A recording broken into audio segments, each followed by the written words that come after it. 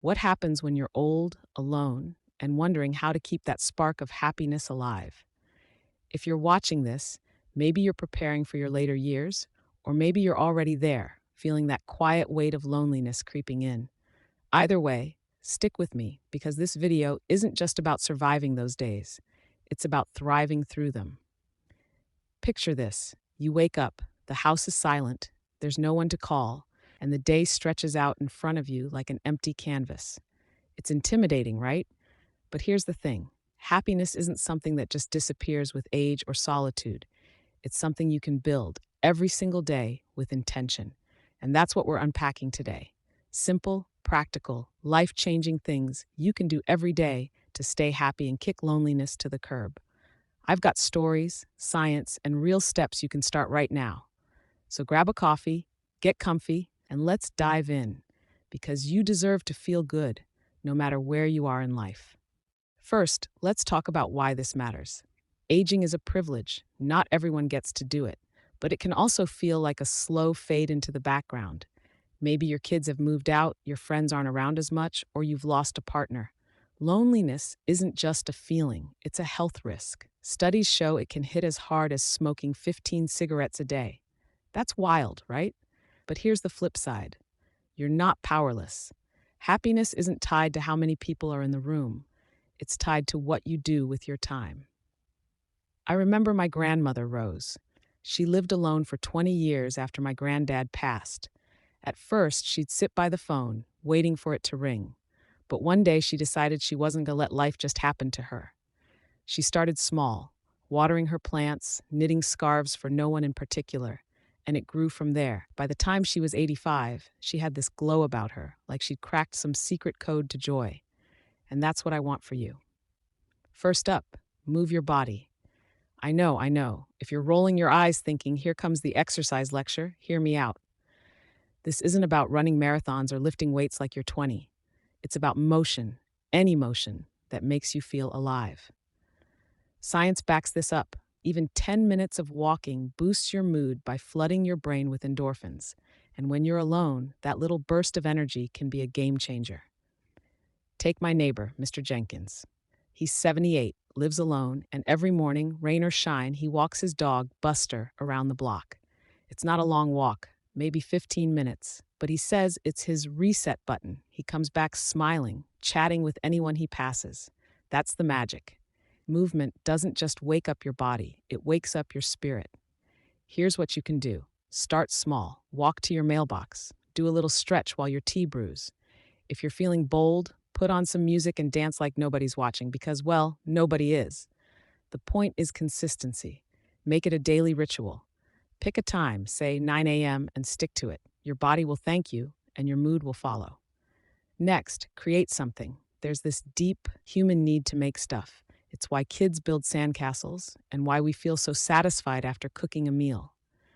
When you're older and alone, creating keeps your mind sharp and your heart full. It's like telling the universe, I'm still here and I've got something to say. My Aunt Linda, she's 72, and after her husband passed, she started painting. Nothing fancy, just watercolors of flowers she saw in her garden. She'd spend an hour every afternoon, lost in those colors. She told me, it's not about the painting, it's about feeling like I'm adding beauty to the world. And here's the kicker: she started giving them away to neighbors, and suddenly, people were knocking on her door to say thanks. You don't need to be Picasso. Knit a scarf, write a poem, plant a herb in a pot, heck, doodle on a napkin. The act of creating gives you purpose, and purpose is the antidote to loneliness. Try this. Set aside 20 minutes a day to make something. It doesn't have to be perfect, it just has to be yours. Not crafty? No problem. Rearrange your furniture. Cook a new recipe. Creation isn't about art, it's about expression. What's one thing you've always wanted to try making? Let me know. I might just try it too. All right, habit 3: connect. Now, I get it. When you're alone, connecting feels like the hardest part, but it doesn't have to be big or dramatic. Small moments of human contact can light up your day. Research shows even a 2-minute chat with a stranger boosts your sense of belonging. Think about this. My friend Sam's dad, George, lives alone in a little apartment. Every day he walks to the corner store, not because he needs anything, but because he likes saying hi to the cashier, Maria. They've never hung out, but that 5 minute chat about the weather or her kid's soccer game, it's his lifeline. He says it reminds him he's still part of the world. You can do this too. Call an old friend for 5 minutes, wave to a neighbor. If you've got a pet, talk to them. Seriously, they're great listeners. No pet, no problem. Say hi to the mail carrier. The goal is one tiny connection a day. It's like planting seeds. Over time, they grow into something real. If you're shy, start with a smile. People respond to warmth. What's one person you could reach out to today? Tell me in the comments. I'm rooting for you. Habit 4. Reflect and find gratitude. This one's quieter, but don't sleep on it. It's powerful. Loneliness loves to trick you into thinking nothing good is left. Gratitude flips that script. Studies show writing down 3 things you're thankful for each day rewires your brain to notice the positive. My Uncle Ted, he's 80, and every night he sits with a little notebook. Doesn't matter how rough the day was, he finds 3 things. The coffee was hot, the birds sang, I'm still kicking. Simple, right? But he says it's like armor against the blues. Try this. Before bed, jot down 3 good things. Maybe it's a sunny day, a kind word, or just that you made it through. If writing's not your thing, say them out loud. The point is to end your day on a high note. It's like a hug from yourself.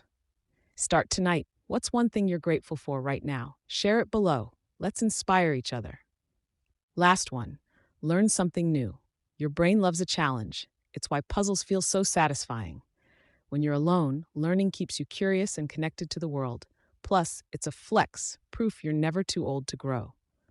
My mom's friend Clara, she's 76, and last year she decided to learn Spanish.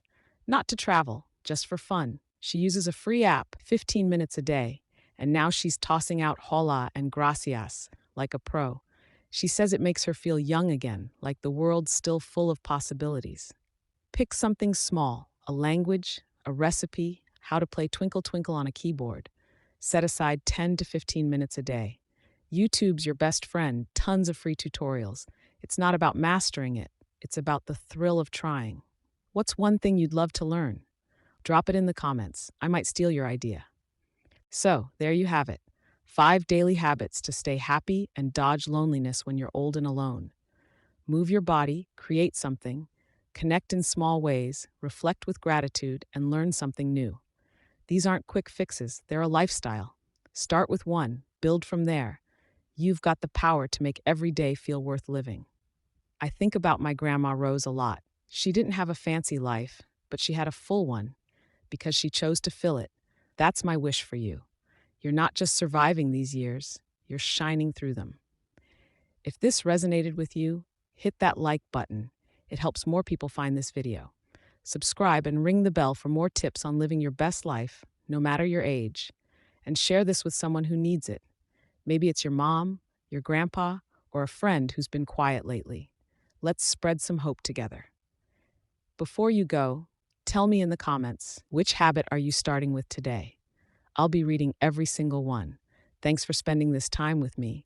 You're amazing, and I'll see you in the next video. Take care.